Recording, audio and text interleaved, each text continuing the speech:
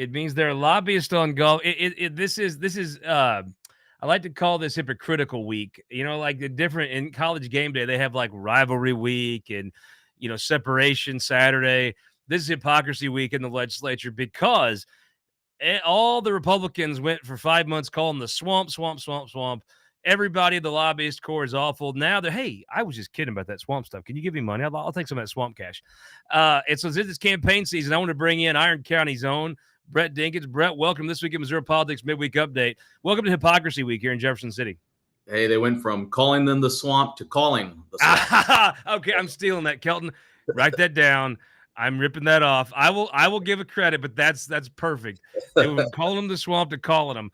But seriously, when the gavel falls in the legislative session, politics season in full swing. You're at the heart of. It's funny. I don't know there's that many races we're going to talk about where you don't have some dog in the fight. Let's just start right off the top of the governor's race. It's heating up. Who you got in that race? So we are with Jay Ashcroft. We have been with Jay Ashcroft for a long time now. I'm certainly going back to a Secretary of State race, and even prior to that, always have been good friends with the Ashcroft family, and we believe. What a great video! Hey, I think there's few politicians in Missouri that still have some staying power like General Ashcroft does, and I think that video was a killer. He's a straight talk guy, and I thought he hadn't lost his fastball, right? I mean, look, the video. I got people saying, "Oh, wasn't that good? Oh, having Dad fight his battles." Well, that's true. It's also freaking good. I even got New Boyd. I'll tell you a story.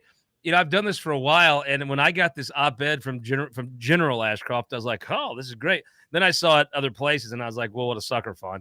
It was last day of school. I didn't really ask the question because I kind of got a little glossy-eyed because he's still John Ashcroft, and that's just the facts. I was surprised he went so hard at Mike and Claudia Kehoe.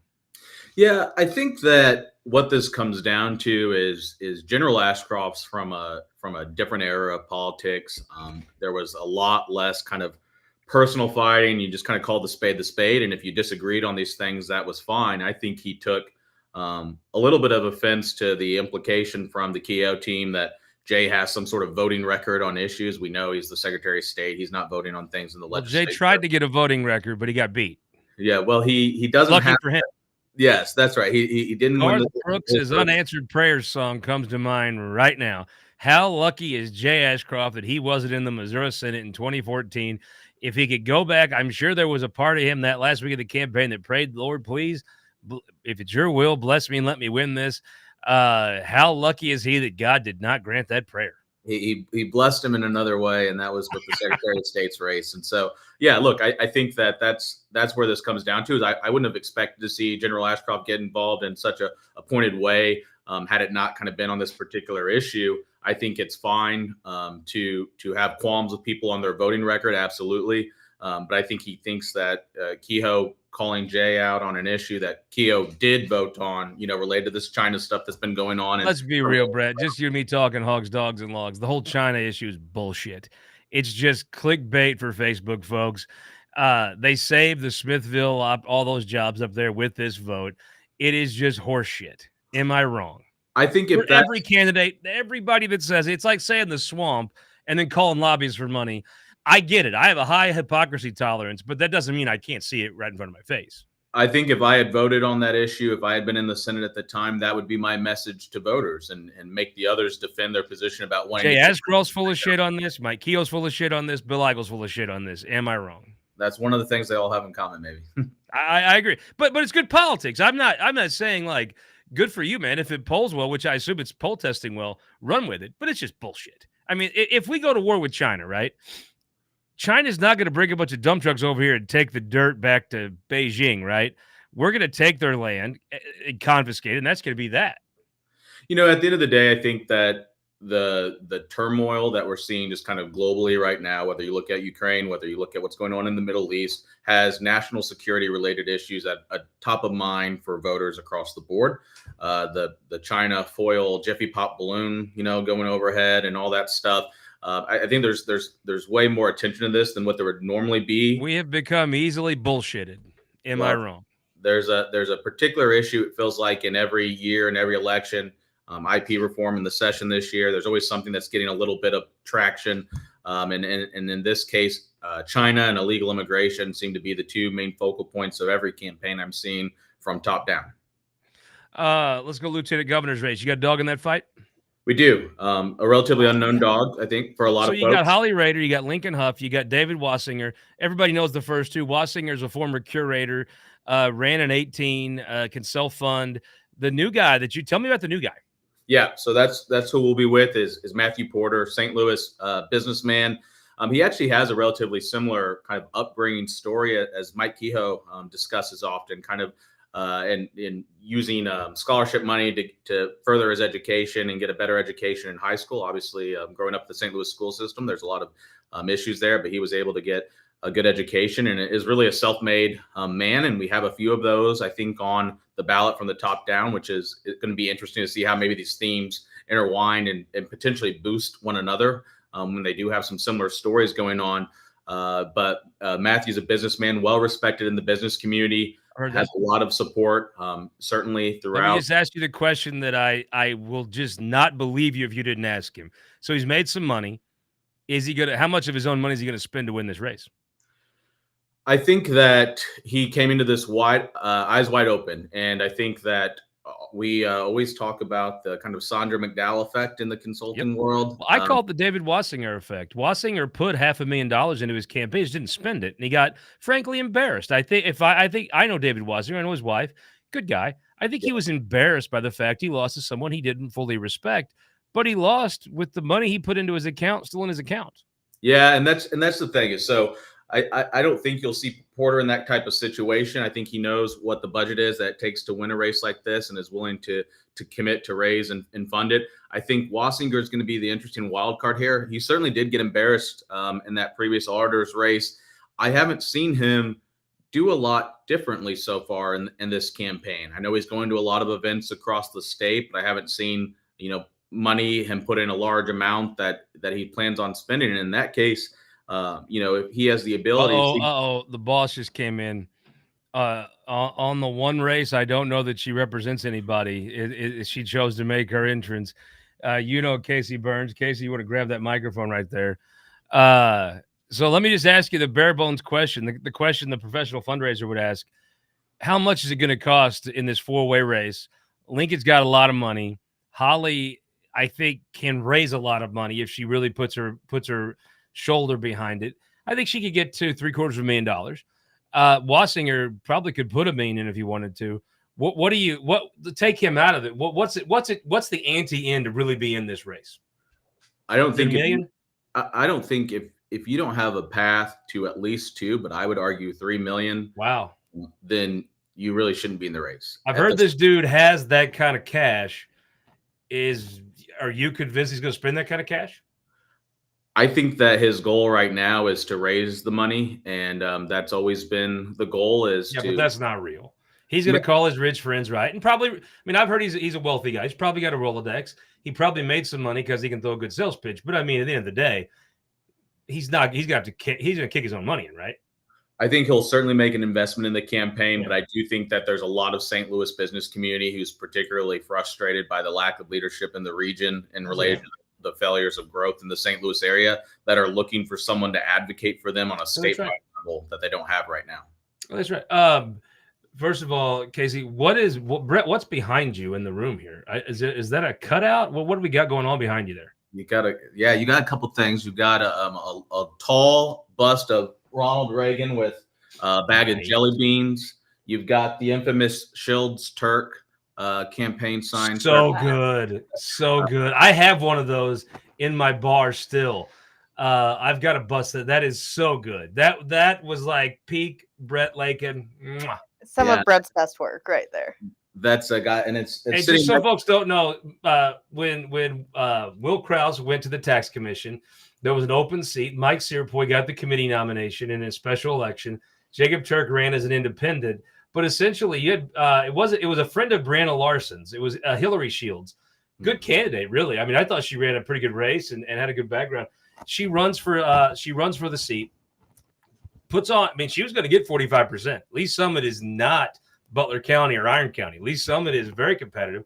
I would argue will be the most competitive race next cycle if the speaker doesn't get into it. Yeah. But and Jacob Turk could have peeled off 4 or 5% and handed that race to the Democrats. So you came up with this idea, right, to pin the two of them together. Well, more than just an idea, is grounded in facts that the Democrat club was out gathering signatures for Jacob to make sure he got that place on the Brianna ballot. Larson, now the collector or the clerk in Boone County, was the lawyer, did a very good job keeping Turk on the ballot. And you came at the time, Hillary Clinton was running with a I'm for her, something like that. She was running for president. Everybody knew they capitalized. It was very, very good work. Let's talk about the Secretary of State's race. You got a dog in that fight? God, ever since there's so many people running, you have to. Yeah. We got 5 or 6. No. Where was Shane Scholler? Same. Where was Shane Scholler? Shane's always been a good friend, someone that we certainly feel a lot of loyalty towards from his Secretary of State race now nearly 12 years ago, I guess, in the infamous year that the Aiken effect led to a complete collapse that time in the general election. But Shane's been Greene County clerk for a while. I think this race is going to be one of the more interesting ones, especially now with kind of the change in trajectory for Speaker Plocher. Let me break this down. Case, you've got a candidate too, right? I do. I work with Mary Elizabeth Coleman. Let me just break it from the top. This is just my white trash thought on it. Dean Plocker's got the money. Now he actually has a message. Yeah. Before, it was just like, I agree with those other old white guys. We have the same thoughts. We're the same person. I have a better haircut, right? Dean's a little taller. That was pretty much Dean's message is, I'm better looking, but I agree with everything those guys are saying. Boring. No one cared. Now he's got a message of, I took on the swamp. Or you could say you're, as Valentina Gomez, they should be in jail, whichever. I actually think roughing Dean up a little makes him a better candidate. I'm sure it cost him some, but I actually thought, you're just so damn boring. Now it's like, okay, a little ghetto in you, a little streets. Not gravel roads, but he's from the hard scrabble streets of Town and Country now. The countryside of Town and Country. Yeah, he's like, well, John Deal is always in my heart going to be from the country part of Town and Country. But yes, Dean Plocker be as it was the funniest moment on this show, Kelton. Do you remember the time that we're interviewing Dean about at this time it was still kind of serious, and Barklage's phone goes off, John Deal calling. That was the funniest damn thing. And I'm trying to play cool. And somehow, like they all, you could just see in the Barklage, all of them scrambling around. They cut the call off. It was the funniest thing. So Mary Elizabeth Coleman, I think probably is the most politically talented person in this race. But I don't know that she's actually been in this race yet. Is she engaged now? Is she doing this? I mean, she's got potential to do whatever. She's so damn talented. Is she doing it? She does. She's incredibly talented. A dear friend of mine and a longtime client now too. I don't know if she's stuck with me or I'm stuck with her. But here's the thing with Mary Elizabeth. She can accomplish in 6 hours what it takes most people 3 days to knock out. We had a lengthy campaign call this morning with the whole team, and I think things are moving on a good trajectory. So if she sets her mind to it. It's a show me state, right? That's right. And she's got to show up. She's got to show the voters. She's got to show the donors. And I think she's incentivized to do that. Okay, so here's my thing about Mike Carter. Mike Carter is by far the funnest person on this. Oh, by the way, shout out to Gerhardt. Oh, look at this. This was a very nice gift sent to me for a friend of mine in St. Louis. He didn't want his name out, but it's the police chief Stein. Check that out. Now, as you know, I don't trust the cops, or really when the cops show up, I don't feel like, oh, thank God the cops are here. But I do like the sign. Very grateful. Thank you very much. I trust the cops as much as a true white trash man could. Mike Carter's the greatest dude. He could put $1 million in, and I don't think Mike would miss it. But I think there's always this inner fight inside Mike's head of, I got all these innovative ideas. But at some point, Brett, how many times do you have to set a self-funder down and say, that's cute, but there is some practical ways to run a campaign. I don't know which Jekyll or Hyde wins, right? I don't think anyone would have missed his Mother's Day auto call they all received across the state. And I mean, there's things like that I see on social media of text and tactics that's doing. And I think any person who was doing right by him would sit him down and say, Mike, if you're going to spend $1 million, that needs to be in the final 30 days, hold tight and spend it effectively. Mike Carter, though, that's why if you go to have a beer at Cyberg's with Mike Carter, I usually always want to leave first. Well, maybe not at the bar, but I'm always, you could sit with Mike Carter and talk for 3 hours and have the best time, and you want to order another round. That's the part of Mike Carter's personality that I think could actually come in, grab that MAGA stuff. Because I mean, Trump has no shame. Mike Carter is just, he's got that vibe. But also, yeah, I think the Mother's Day call is like weird, right? That's just strange. And Yeah, I don't know Mike that well. I think from what I've seen though, he's got You a got to compelling fix that. You're going to love him personality. personally. I think I would. I would love to take him up on that drink at Cyberg's if he's offering to pay. But what I'd say is in this particular race, there's so many people in it and so little money. You could tell me today, Scott, that you thought anyone would win, and I'd probably say you've got just as much being right as Casey or I do on that. Let me just say, if I was at High Street Pub telling Carl about this race, here's how I would pitch Shane Schuler. I would say, if you've met Shane Schuler, Shane is the best human being that I know of running on the ballot this year. He is like when I think of like a Christian guy, like a legitimately good human being, I think of a guy like Shane Schuler. Yeah. If you know Shane, you're probably voting for Shane because he is just that good of a, and he'd do a great job. I know there's the people we've discussed probably all could do this job. Shane would do a very conscientious job. Take it seriously, do it well. Shane has a floor in Southwest Missouri where they all vote Republican in the primaries. Yep. If you've met Shane, which many of these people have, you're going to vote for Shane because he's such a good dude. Yep. I think that floor wasn't enough. Now, the ceiling is, I don't know. You're going to have to get some money to increase that ceiling. You know how you could do that. But to me, his floor, whether it's 17, 18, 20%, then you add 1 or 2 from the campaign, that was like, okay, you're not going to win a one-on-one race with Denny Hoskins. No, with that, you're not going to win maybe a 3-way, but an 8-way or 6-way, that floor could win that race. Absolutely. I think that's his big advantage right now is, serving as Greene County clerk for a long time now as well. I mean, and he's well known to all those Republican events. I mean, Shane's went to all that stuff 10 times. And if you've shook Shane's hand, looked him in the eye and talked to him for 2 minutes, damn, you're going to love him. And he's been going to that stuff since before, 2012. I mean, he's been in this 2 decades, worked for Roy and others. I mean, people know him in the circles, and in a race like this with such a divided primary, he's probably the only person who actually wants to do the job itself. I think that's fair. And I think the folks that know him are going to vote for him. Whether that's enough to get by in such a crowded field, money's tight, obviously, in these situations. We'll see. So here, if I'm Denny Hoskins, you've got Lemke's network of he's built in state Senate races. That's legitimate activist.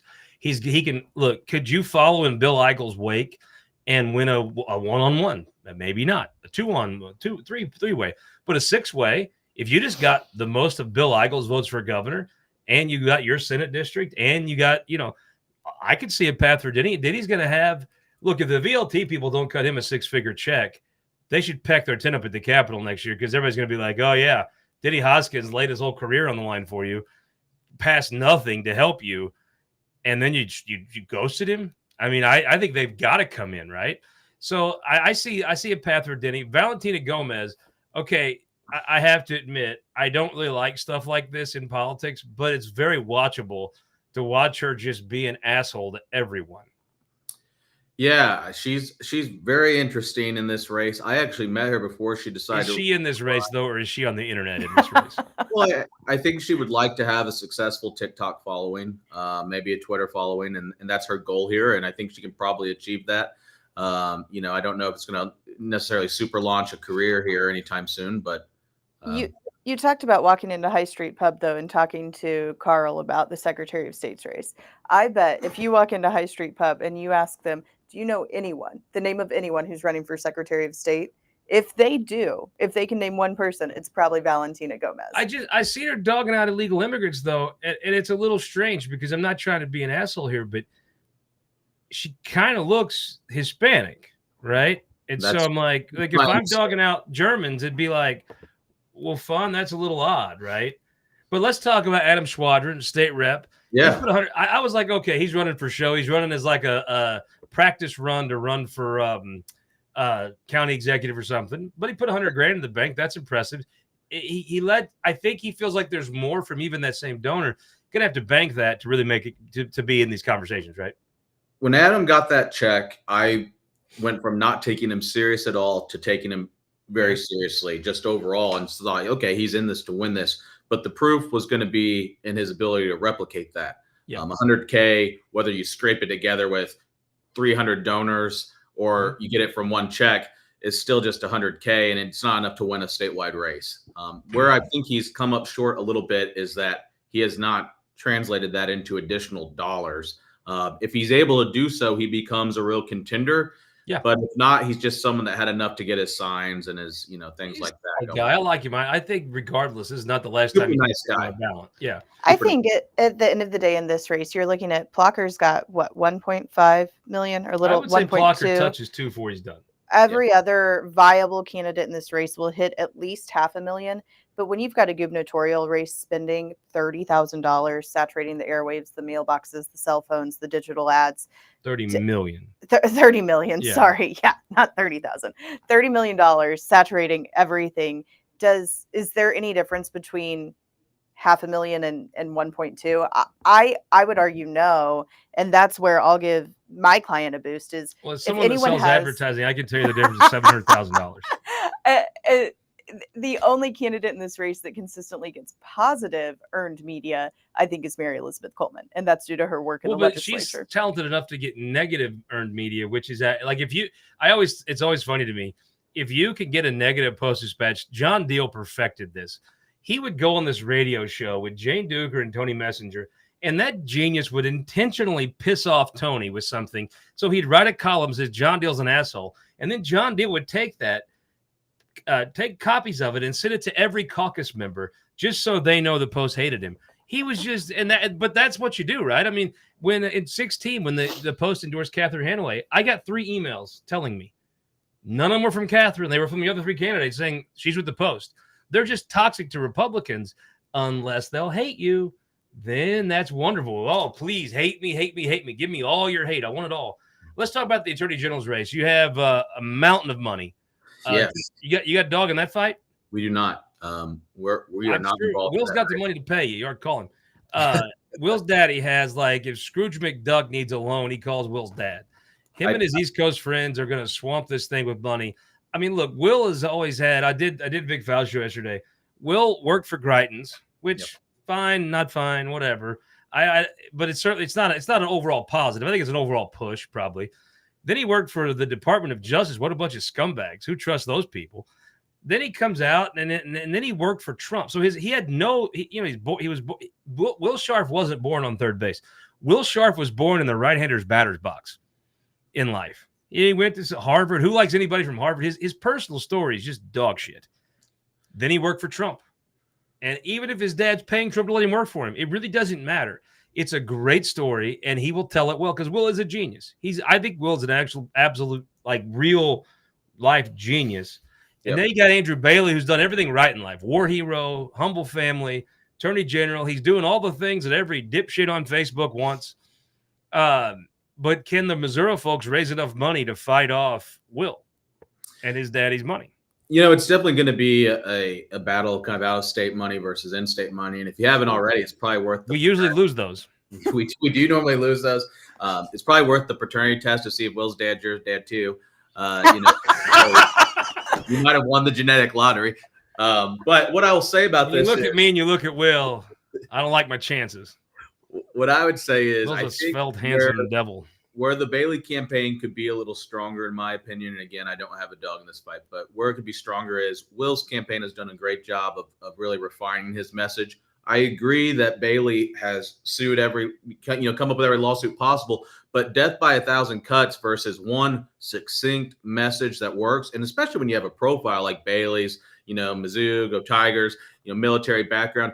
I really think the bio is more of what they should be leaning into because Brett, does it help if you only have one message? I mean, you've been in these rooms, you've held the marker on the whiteboard. If you're Will Scharf, you literally have no message except I'm Trump's lawyer. Everything else you say probably cuts relatively as well as it helps. I think I'm a very simple person. So to me, if I only have one thing to say, it's almost better for me than if I'm trying to wedge other shit in. If I'm Will Scharf, I never say one other word except I represent Trump. Now, let me throw a wrench in there. Let me just throw a curveball to you. So Donald Trump's on trial for paying off a hooker, which, again, I'll say, obviously, hypothetically, Casey, I think you're a bigger asshole if you stiff the hooker than if you pay the hooker, right? I mean, if you go into the hotel room with the hooker, you're going to do the deed, right? You've made that decision. Obviously a terrible decision, awful thing to do. I think my mom's watching this midweek update right now. So Kelton, if Kelton's in a room, let's just make it specific. Yeah, Kelton's in a room with a hooker. And Kelton, if you so you've already done something wrong. We're going to all agree. Even Corn Man probably wouldn't, but we all agree it's wrong. Brett agrees. Going to room with the hooker is wrong. Absolutely. But Kelton, if you don't pay the hooker, I think you're worse than if you pay the hooker.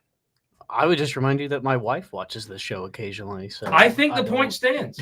I'm sitting right here, inches away from Casey, where she could box me. Well, I think we all agree. You're lucky my arms are the short. work you do. I think you'd be the bigger asshole if you didn't. I can't even get it on. Okay, hold on. Caleb Jones give me the right headwear for this question.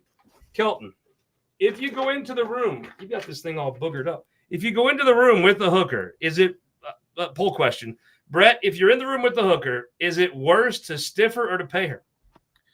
I think. You've already stiffed her, so everyone should get paid for the work they do in life. I think. All right, Casey, as a woman, is it worse to stiff the hooker? Well, okay, stiff the hooker twice or stiff her and pay her? If you retain someone for goods or services, I think you have to pay them for Kelton, whatever is provided. Put the camera on you. I put the whole camera up so we can watch Kelton when he answers this.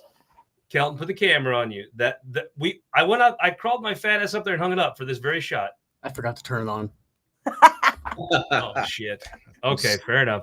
So Kelton, is it wrong? So you're stiffing her? Do you stiff her twice or pay her? What would Jesus tell you to do? Probably pay her. I agree. I agree. I totally agree with that. So what if they convict Trump? If you're Bailey, don't you say, well, you're a shit lawyer? If you told everybody you're Trump's lawyer and Trump's going to jail, aren't you a shit lawyer? I mean, I don't think did get famous fucking losing. I don't think we'll know the answer to that before this race is decided. But if you're in the room, Brett, and the jury comes back and Trump's going to jail, and you're in the Bailey team, aren't you like, well, you fucking loser, you suck? Donald Trump was clearly innocent. This is a kangaroo. All the things you've said, this is all bullshit trial, and you lost it. I think that's what I would say if I was on Bailey's team. I would say that if I was on Bailey's team, but I'm not sure that the Trump supporters are going to believe that it wasn't rigged from the beginning to begin with. And that probably matters in this situation. It is true. Okay. So speaking of it, let's do a good transition from hooker talk. Look at what I got. This was sent to me by Rob in Columbia. So much more wholesome. Is a Taste of Missouri Kit Bond family favorites. This is an old cookbook of Kit Bond's family. One of my favorites here, I think, where's it at? Is it one of them is Current River Cheesecake, which sounds awesome. World Series delicious. Brownies. Then Sam Bond. They have all kinds of pictures of Sam in here. He has peanut butter in a bowl. Take a bowl, add Cliff Crunchy peanut butter, jelly, honey, mix it all together. Eat with a spoon while watching Sesame Street by Sam Bond. Now, is that not Missouri? I mean, look at that. That is great. Peanut butter. German chocolate bars with and this has got a picture of Kit pushing Sam in the swing. Is Kit Bond the greatest Missourian? Great guy. I mean, then you go through this is his paternal grandfather with Winston Churchill at the Iron Curtain speech. That's awesome. I mean, he's the best. So back to Treasures. You got a dog in that fight? We do. Yeah, we are with Senator Koenig, Andrew Koenig. Tell me how he wins. I think that similar to the Secretary of State's race and some of these other statewide that are not governor or attorney general, there's a high probability that any candidate's name that's on the ballot has a chance of winning. Andrew works very hard. I think there's an opportunity for him to raise some late money here from some of the groups and organizations that have supported him in the past. He's always been a champion on educational issues, on pro-life issues. What happens if they? I mean, so if I'm Koenig, I've always identified him as working on school issues, right? Yeah, and very effectively so. Yep. But Cody Smith is actually putting money in their pockets. How do you go and say I'm better than Cody? I think similar to your point about Hoskins and VLT, that I would think it'd be really a disservice to the reputation of ed reform community if they don't help. What if they say, well, we gave to Cody? We didn't see, but we just picked one over the other. I think you can get. I think you can give to both and probably make a case for that. I think you would struggle to give to Cody in this race and not give to Senator Koenig, who's actually delivered policy for a long time for your. Why does Koenig have a better chance to win than Cody? I would say that Koenig and Cody probably have about equal chance if you looked at today. I know what I will argue, though, is where Koenig probably has a better chance is to whatever you can argue, whether it's 1%, 2%, or 3%, that actually going out and boots on the ground and working statewide and traveling and doing all those things does for a statewide campaign. I have seen that more so from Koenig than I have from Cody Smith. I haven't seen a lot, and this is not a knock. I have nothing negative to say about Cody Smith, but I have not seen a lot from that campaign as of yet. And I know that Koenig has signs in the thousands across St. Louis County, St. Charles, and is actually doing work to try and move that needle forward every day. Koenig has some name ID in St. Louis, right? You're a Koenig person, right? Yeah, it's always fun. I prefer when Brett and I get to work together instead of against each other, but we're a primary state, so it doesn't always line out that way. This is one we work together on. Koenig ran the most competitive reelect in 2020. He outperformed, he won a seat by 9.5 that Joe Biden won by 2.5. Even though he was outspent. Andrew has some residual name ID in St. Louis County, which will ultimately make up a large portion. Brett could tell you the numbers better than I can, but a large portion of the primary electorate that is left over from that. There was about Cody 3 million from spent Southwest Missouri, in that right? campaign. And he's got a lot of support in Southwest, I would assume. Or can you go pick his pocket in Springfield a little bit? I don't think he's had to run that much there. It's like you get in that safe Republican state rep seat and you sit there for a while and you'll get some press here and there. But his wife is the funniest spouse and has the best Twitter account of any spouse we've talked about so far. Absolutely. There's no doubt about that. She's a riot. I think you're mostly here for Janice Cardinal commentary, which I am as well. I like her comedy too. I actually think she's funny. So Vivek Malik, though, so you got two white guys that support all the same stuff. Maybe not the most exciting. They're not Mike Carter. If we were having a have a beer draft, I don't know that, not a draft beer. We have a draft beer draft. I'm not sure Andrew and Cody go as anybody's top 5 picks, but you have Vivek Malik. Look, people are going to say he's got darker skin than most Republicans and he's got a funny name, but he's also got like $3 million, $4 million. I mean, it's pretty good. If you're going to have those negatives, which let's just be candid, those are things he has to overcome. I'd rather overcome with $4 million, right? I'm probably, I don't know if I'm rare in this thought or I'm just one of the few people who actually normally speaks what they actually believe in Missouri politics, but I just don't know if there's a dollar amount that is going to make a difference in that race for him. If this was a situation like how ironic is it there's not a dollar amount that makes it a difference in the treasurer's race? Look, if this was the auditor's race 2 years ago where you can absorb all the energy and really use your money to drive some creative message, there's just so much clutter going on right now and I don't know if he benefits from, them putting his face all over TV with $4 million in a Republican primary. He did send out a mailer that did cite the Missouri Times, which I'm very vain and I liked. Thought that was awesome. I got the mailer, it's around here somewhere. But it did cite the Missouri Times in one of his pieces, which as a very vain person, I thought was awesome. Did the mailer have him on it? It did. It did. It had it look like sitting in a chair doing treasure-ish things. And it was paid for by him? Because hold up, did we send that? I have no idea. You don't have the money to send that. We both know that. I mean, come on, let's not bullshit. We can squeeze out a couple mail pieces. And buy lunch. Yeah. Well, Brett's got to buy lunch. Let's talk about state senate races here. The 17th. I'm just going to go down the list of the tip sheet here. Jason Bean's getting reelected. Correct. Senator Roberts, how funny was that? All those chicks in South City. Tweet. Senator Steve Roberts is awful. It just shows you how Twitter is not the real world. If you're crying tears over Twitter, you're a fucking idiot. Twitter's not real. All those South City ultra liberal commies, whatevers. Steve Roberts sucks. No one even files. No one files against him. All the tweets, zero real practical difference.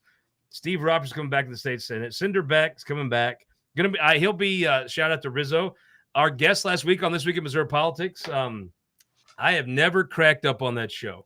I mean, I've laughed, but I almost cried when he was answering his last question. What a great guy. He's going to lead the sports authority. Has anybody earned a high promotion more from their time in the legislature than John Rizzo? he's known for being a champion of the Kansas City area. I think he's going to do very well. And it's Hell of a always, man. it's Damn near always, made me cry, the bastard. it's always good to see. I think it's always good to see that people who take their job seriously, you have to leave at there's term limits, but if you go and take your job seriously, it's good to see there are opportunities for you after life in the legislature. Then Flat Doug, July 1st, could step up and be the floor leader. I don't know if I texted him and said, you deserve it. And then I texted him, I was like, I don't know if that came off like I meant it. So huge shoes to fill. You don't want to replace Rizzo in life. You want to replace Eric Greitens. That's who you want to replace in something like this. Replace it. Flat Doug, you got big shoes to fill, my man. Cinder Rowden, Steve Weber, I guess they got one more day to find someone, but Steve Weber's going to the state Senate. He was the day Boone County topped 180,000 people. Stephen Weber's going to be a senator. When he cleared the primary, that was that. Yeah, they really needed a magic bullet there. The Republicans did. A candidate. It never emerged. Yeah. It was very going to be a very. And you needed Steve to get a DWI. And Correct. I don't think, of all the things about Steve Weber, Steve is not going to get a DWI. It's hard to do when you're not a drinker. Exactly. Number 13, I have Maggie Nurnberg, Jerry Nolte. Great recruit, Jerry Nolte. We'll talk more about that in the fall. Yeah. Barb Washington has Brandon Ellington, a buddy of mine. Incumbent senators don't lose. And I kind of think he's going to have to show something. Brandon Latay is going to win it on the streets. And if anybody can, Brandon can. She'll have to take Brandon seriously, though. You can't just write him off.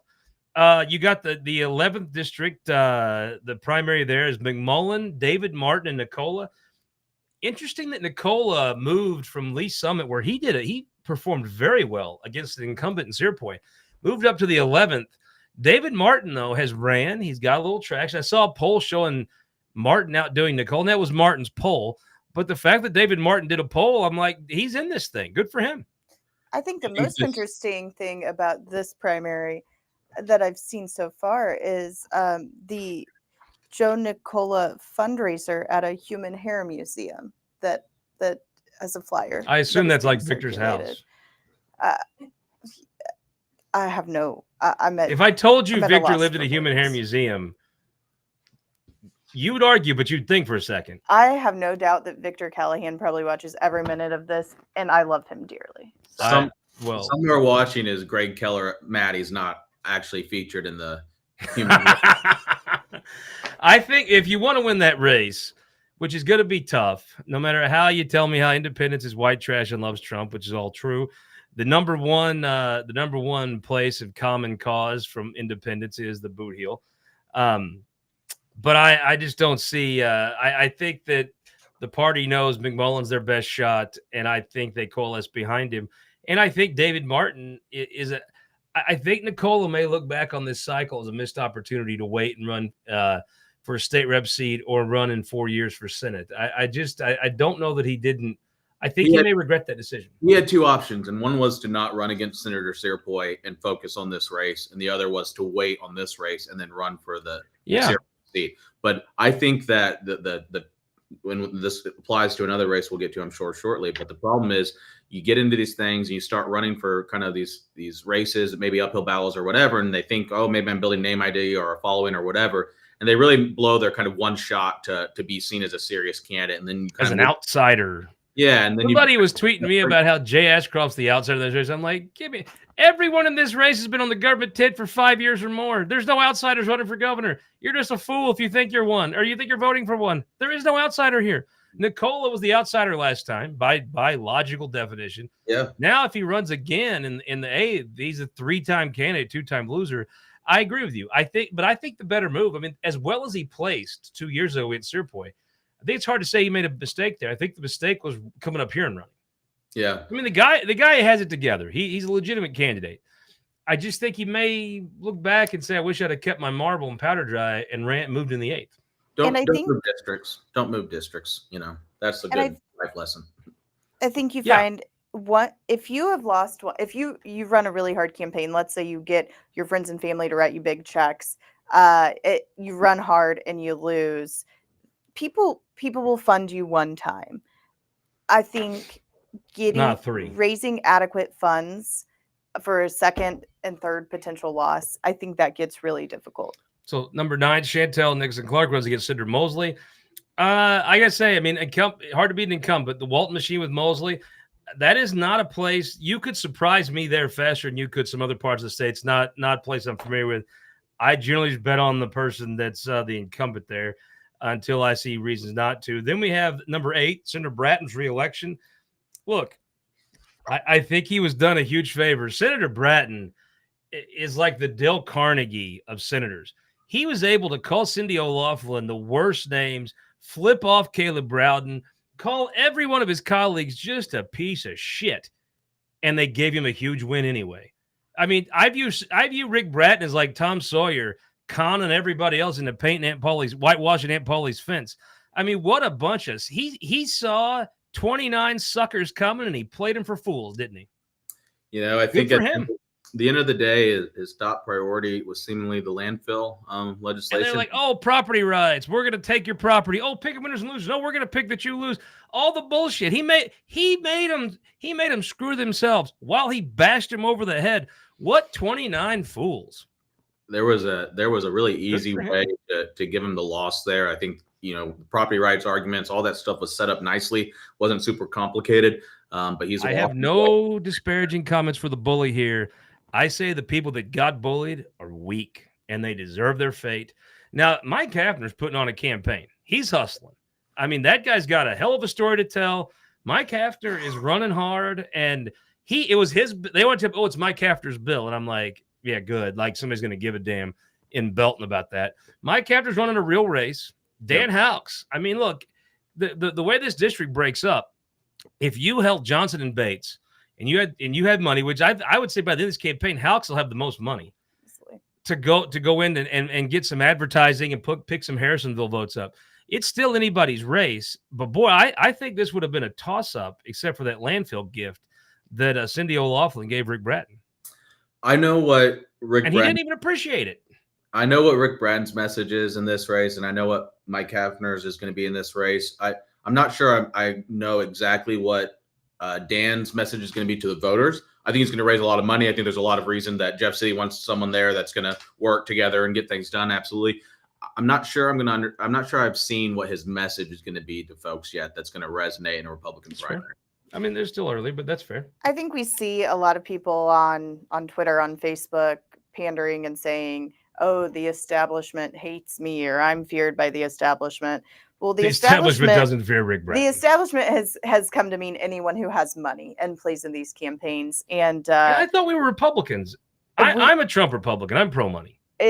You can try and turn it to a negative if Flat you Doug want, is against me. He's giving me that evil eye look right now. I'm sorry, Doug. I'm a Republican. I like money. The establishment is all in on funding Dan Houcks and helping ensure he's got a successful campaign here. And I, as a fundraiser, don't think that's a Do negative. you guys that watch this ever think Flat Doug's eyes are like that Jesus painting at the Last Supper, where they kind of follow you? Like when I lean back, I see Flat Doug looking at me and forward. He's giving Casey the stink eye for sure right now. Cinder Razor, how interesting is that? I do think it's fair. Lots of folks in Kansas City had this all set up for Pat Contreras to come in, no problem, pick this up. Patty Lewis is like Lee Corso on game day, not so fast. Yeah, I think a woman with abortion in the air. I think Pat's I like Pat. I actually know Pat. He's a great guy. And it's funny in Democrat places. Well, I'm a minority. Well, Patty's going to be like, well, I'm a minority of higher value. I'm a woman. And I just think in the world of who's the most minority for South Kansas City liberals, boy, it's a toss-up, but I'd rather be Patty Lewis to start off than Pat Contreras. Am I wrong? You know, I think this one's going to be really interesting, and it's always fun to see a fight that's not involved in it all. Let the Democrats have this kind of battle internally.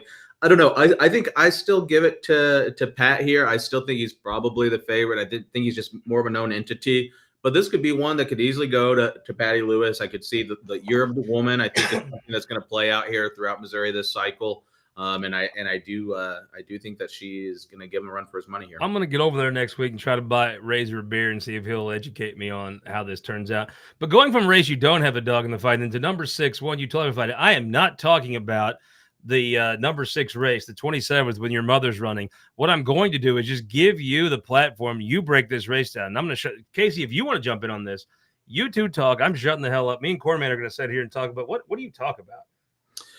So The Crushing 27th baby is ducks gonna is skull. be, I don't know what weirdos like that. I think the 27th is going to be one of the most interesting primaries of this cycle, and everyone's going to learn a lot from it, no matter who wins. So there's kind of an old way of thinking in politics for people that have been doing this a lot longer than I have, that geography plays a huge impact in these races. I, growing up in the era of technology, think that technology has really changed things. People, if I want to talk to Mike Kehoe, I can send him a message on Facebook. I can send him a message on Twitter, and someone's going to reply to that. I have direct access to any candidate on the ballot for the most part. And I think that's changed the way these races shape up and has made geography less important. You're not waiting on someone to jump off the train at a whistle stop or an endorsement from the local paper. Endorsements don't mean as much anymore, except a few key ones. And that's all due to the increase of technology in these races and access to candidates. In this particular race, the real difference here to me is going to be seeing whether or not that ideology, matters more than geography, and that's what everyone's going to learn this cycle. I believe that Chris Dinkins and Jamie Berger are both going to be well funded. The impact that Jacob Turner has on this race, Eigels and Lemke have funneled him some money through the trial attorneys. I will say, don't sleep on Turner. That's a hustling dude. Turner's a hustler.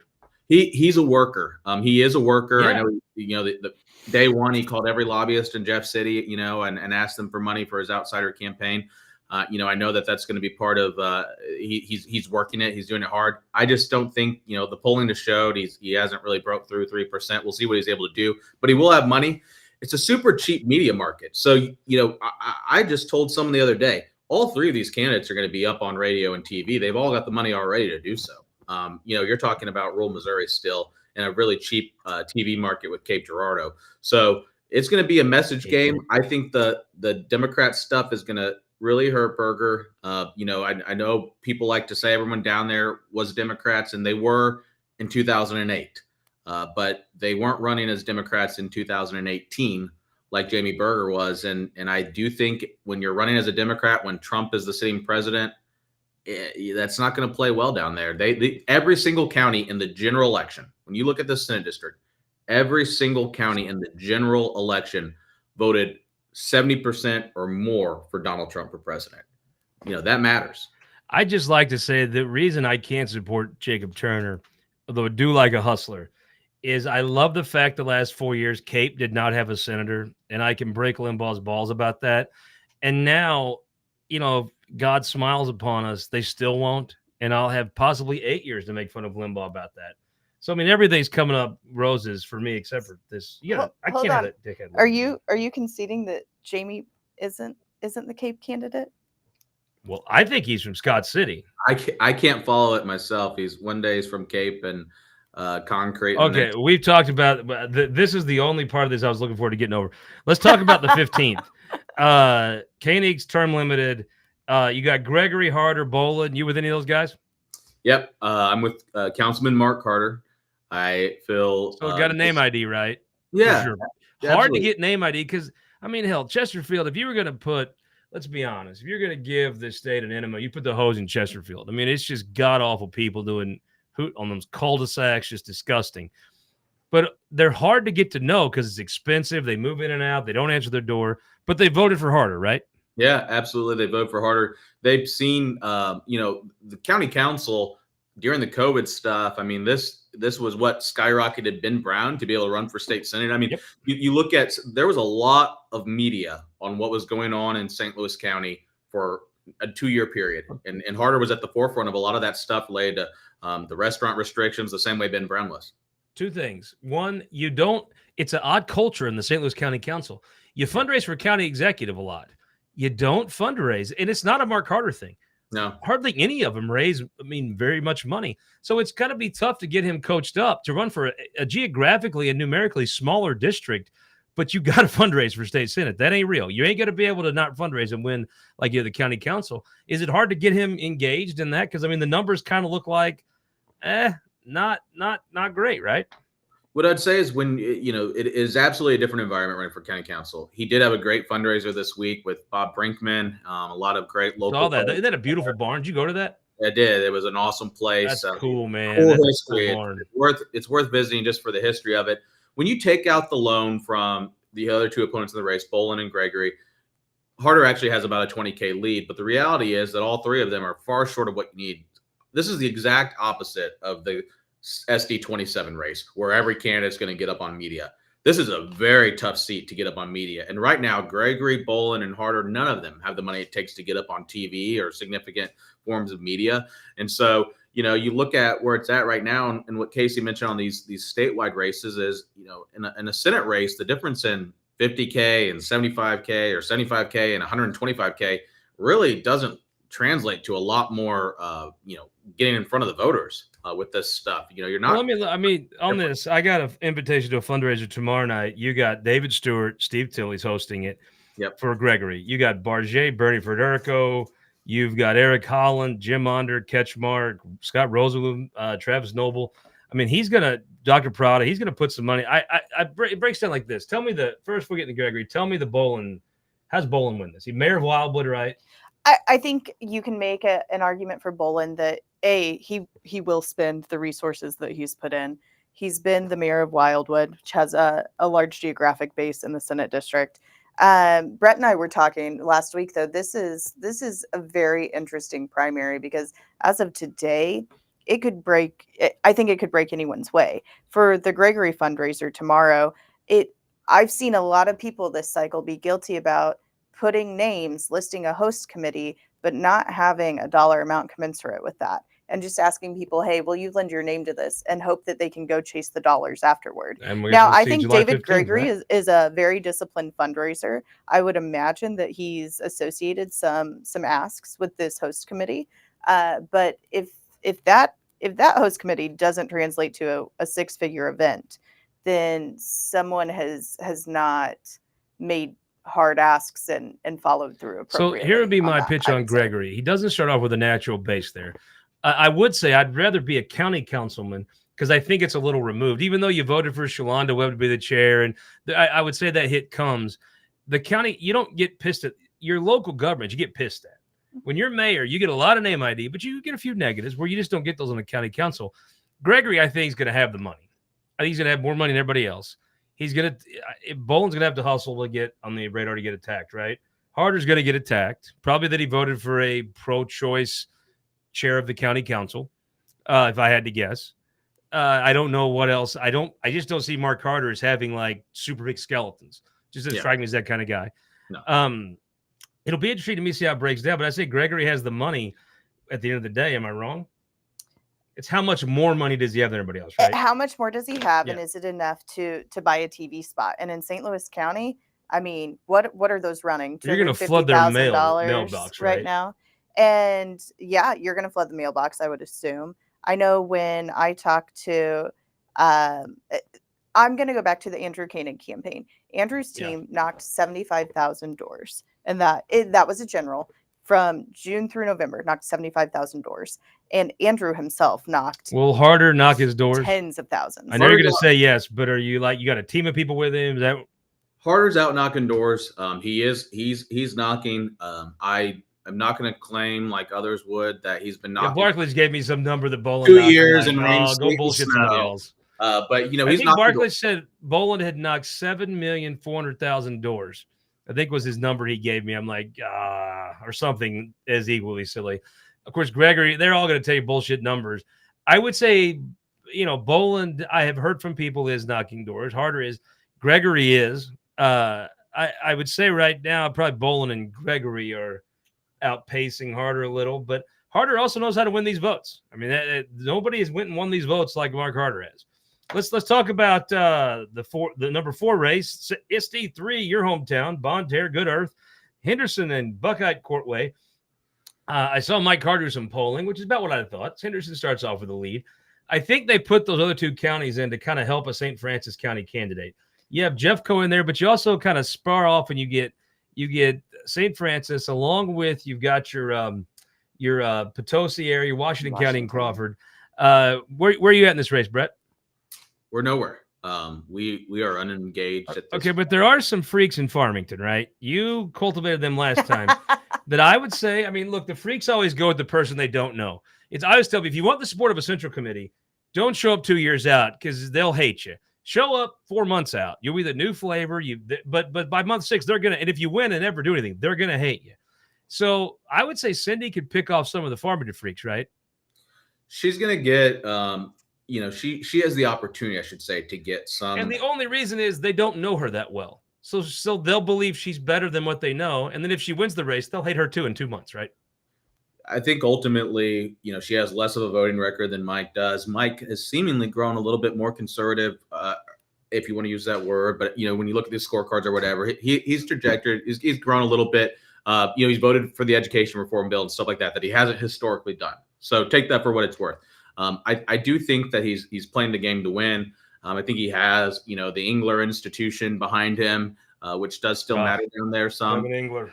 I think that, to me, my first internship under Jared Falk in 2008 was with Senator Engler's office at the time. But to me, you just do Engler and then you mic drop. I'm out.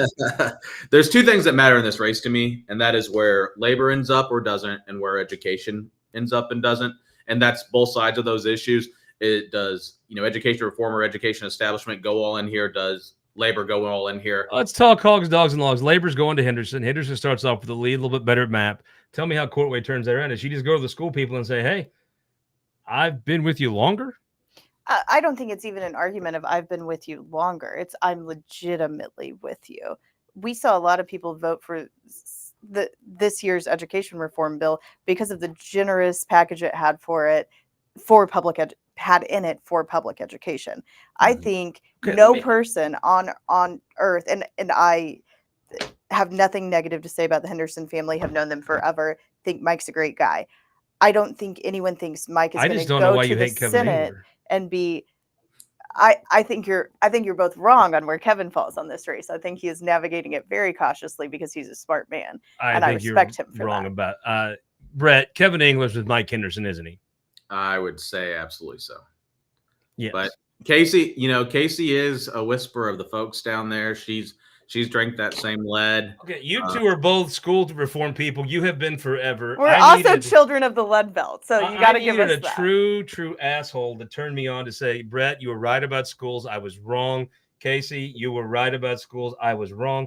But when I break it down like this, is there any juice left? I mean, Farmington has a great school system. C7 is one of the best in the state. Folks in Southern Jeffco like C7. Are they just so weak that it just doesn't matter? You can punch them straight in the face and no one cares. Is that how weak institutional schools are? Because, I mean, look, if Cornman was for someone, I would immediately oppose them and all their family. You know what? I had a really interesting conversation with some classmates of mine, friends I graduated with who live in Farmington now, have little kids.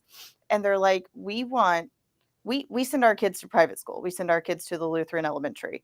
But, like, we still pay full property taxes for the public school. Explain that to us. People that have never been engaged in that conversation, but want to send their kids to their. But what if C7 and Farmington and North County came out for Henderson full bore? Do they just have no juice left at all? Are they so shit that no one cares anymore at all? How does the school district issue an endorsement? Well, I think you get the teachers. I mean, that used to in the day, if you were running for office, getting the teachers together loosely would be good. Now, I guess it just doesn't matter, does it? They just have no juice, right? I think there's a few teachers who have some longtime loyalties to Mike and Sherry, and they will. Would the football coach endorse Mike? I mean, that'd probably matter, right? I don't know if you've seen our football team in recent Okay, never years, mind. Let's move on. Number 3, down in Southern Missouri, Cinder Esslinger seeking re-election. So Cinder Esslinger, who I actually think is one person that accused me of having a crush on Carl Esslinger, and it's probably because, no offense, I do. I think I made that accusation, so it's valid. She is the exact type of person you need in government. I actually think Desi was going to be able to be fit in this studio, all the employees. If they don't fall in line behind her, I think it just gets gutted. I think it's going to be just like a handful of Flat Doug's buddies and Cornman there. Turn out the lights. Brad Hudson was running against her. And I'm going to tell you, Carl Esslinger's loved in Ozark County. She's loved in Howell County. Branson is one of those places where all those suburban infestation comes. They all go down to Branson and be freaks and weirdos. So Branson, I like Yakov, and I like some of the people that are. I like people from Forsyth, right? People that live in Branson now are like, they're like Chesterfield people that they're like the lake. Ugh, They move down there and they're gross. So Travis Smith's running. If you know Travis Smith, how do you not like him, right? Brad Hudson, I think it's a geography thing, man. Stone County, where Brad's from, is going to like him. The Branson folks are going to be with Hudson. But then you got Forsyth, and then you go east. Seems like Travis country. Travis starts off with a geographical advantage. Am I wrong? He does start out with a geographical advantage, but I think that the advantages he has extend far beyond that. As you've heard, I'm not a big believer that geography is some great predictor of these races. But what I'll tell you is I have never met a single person that does not like Travis Smith. I know. I mean, you can ask anyone, and even if they're not supporting him, they like Travis Smith. I mean, he is the nicest, salt of the earth guy. I think that's going to do really well for him as he's out in the communities over the summer, working to earn these votes. And the other thing I think he has going for him is that he's seen as a true conservative, but also like an honest broker in these situations, not someone who's there to. He is not an angry person, which is probably working against him a little bit, somewhat. But he's not an angry person. He's there. I think being angry is what folks want. They want crazy pew pew pew. But he's delivering real results. Yep, this is another one Brett and I get to work together on. And I will say, Travis, it's been fascinating to see so far this cycle. I know from a lot of the legislature's perspective, we're only a few days into the election cycle, but I've been trying to work with clients to get them ready to roll. Travis is so well liked by every funding entity that plays in these legislative races. Back me down. So Axiom's running Hudson. Is that who's doing Hudson? Yes.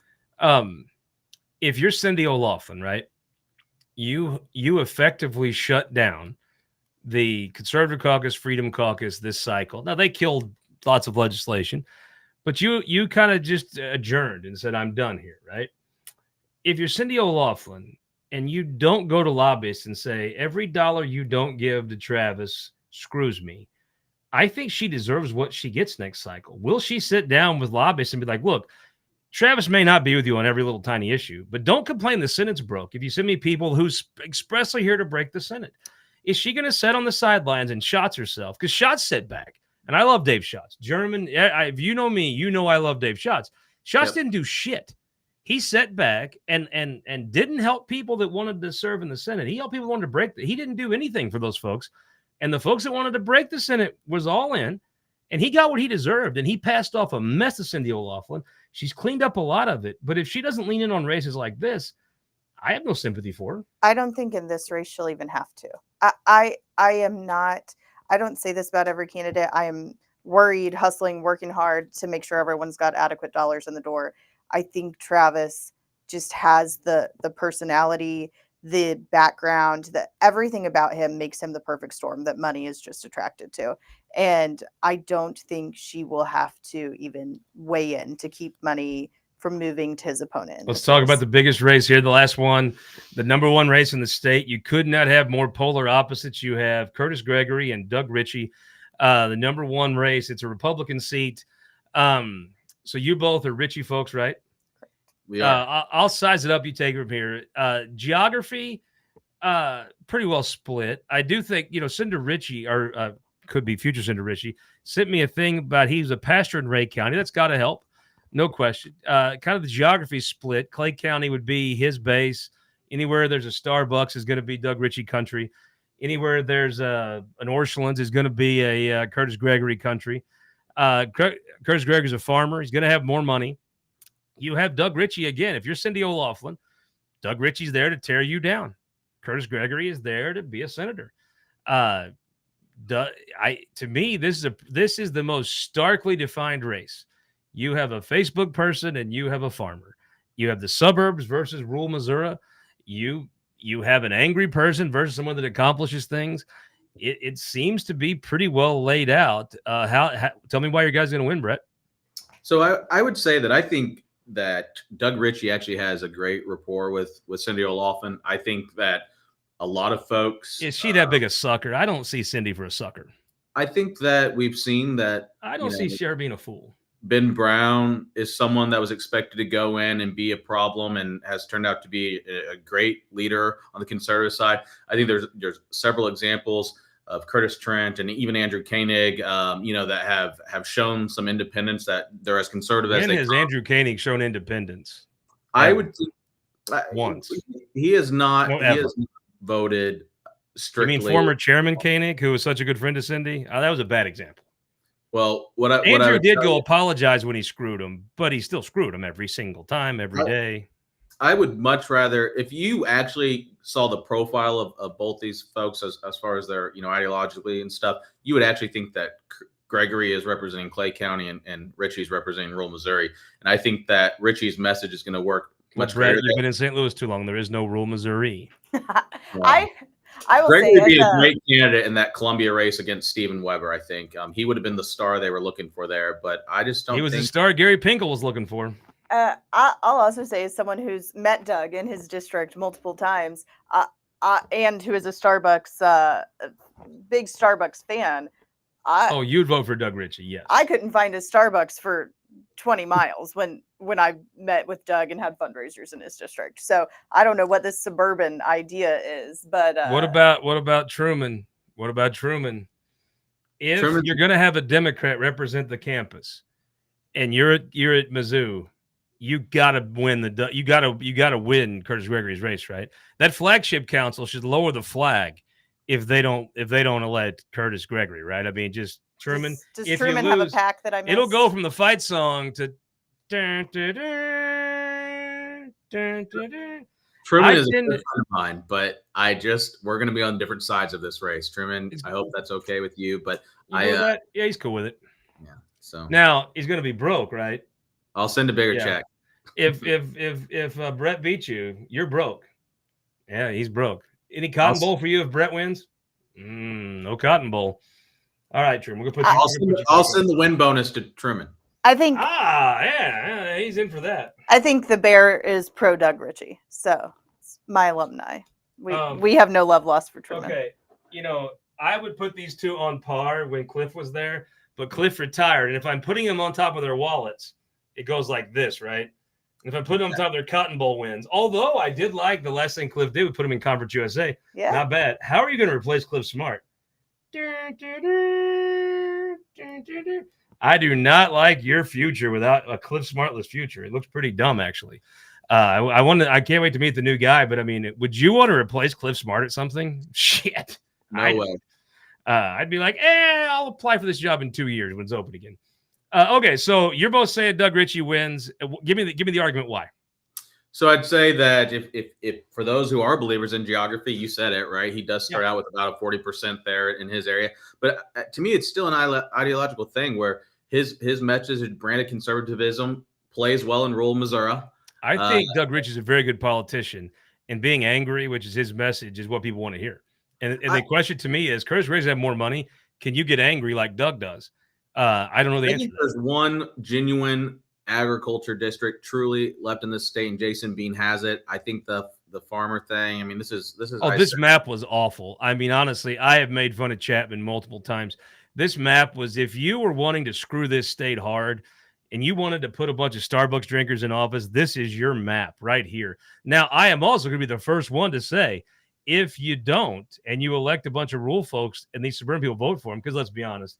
All suburban people want to be from rural Missouri. They all go borrow a tractor and get their picture taken in front of them when they run for office. Then I'll be the first one to say Chapman's the man. He was super right. Yeah, you're right. This map was drawn to stick it to rural Missouri. Yeah, I mean, I don't see this as a farming ag district. I just don't. And that's not a knock on farmers. I just think the districts weren't drawn in that way. And so, let me draw the districts next time.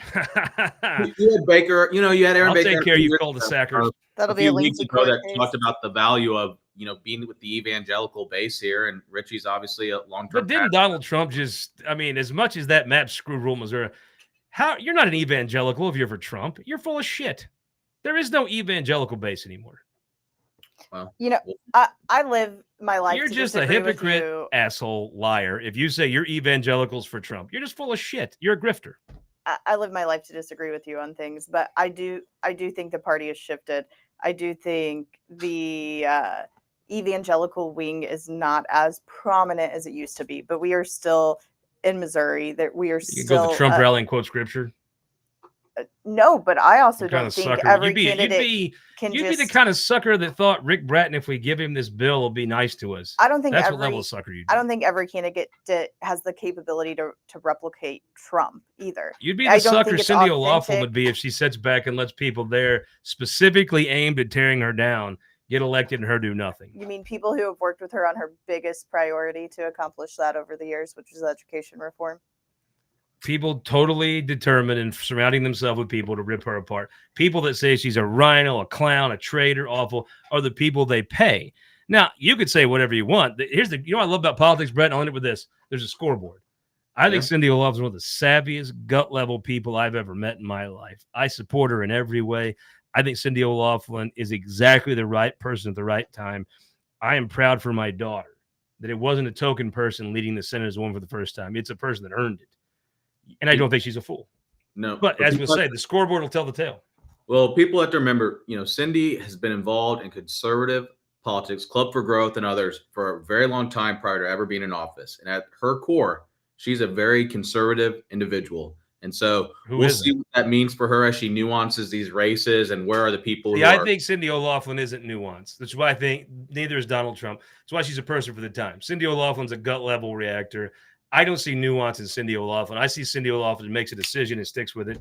And we had to make a decision because I promised you time and I've taken it. Brett, I love the conversation. We got to come back here and do it again, maybe a shorter form before the election. Sounds good. And Casey, I'm sorry for everything I said. You were right on all of it. That's all I'm here for. We'll see you Sunday. Bring Cardetti in for this week.